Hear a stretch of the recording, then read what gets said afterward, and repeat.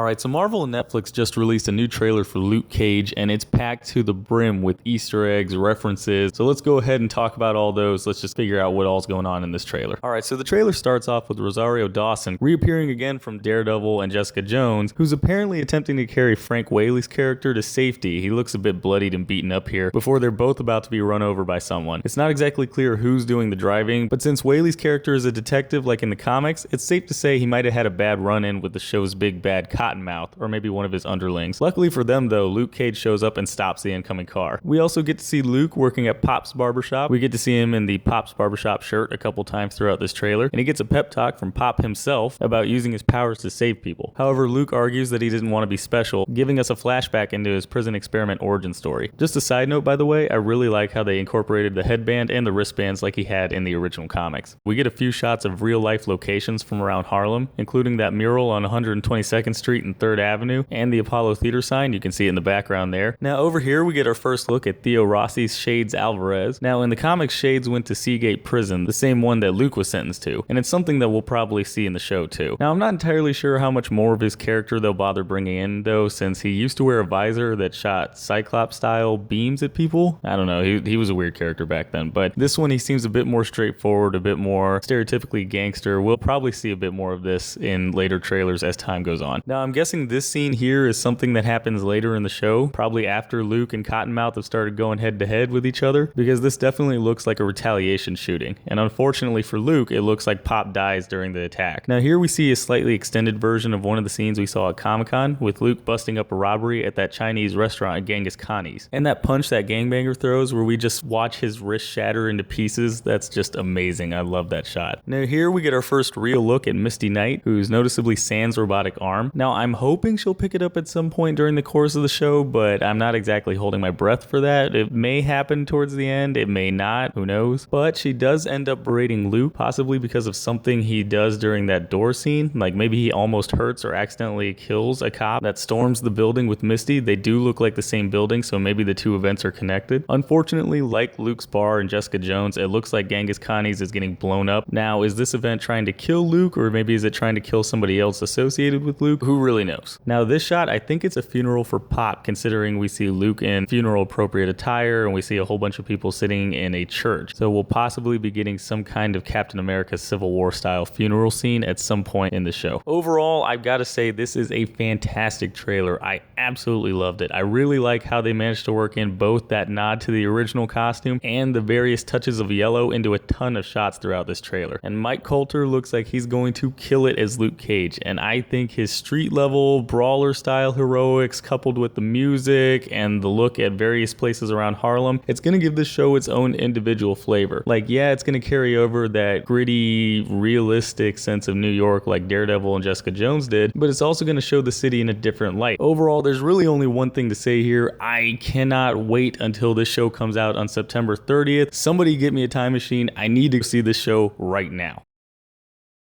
Hey, thanks for watching. If you liked the video, be sure to click that like button, maybe leave me a comment while you're at it, and go ahead and click that subscribe button.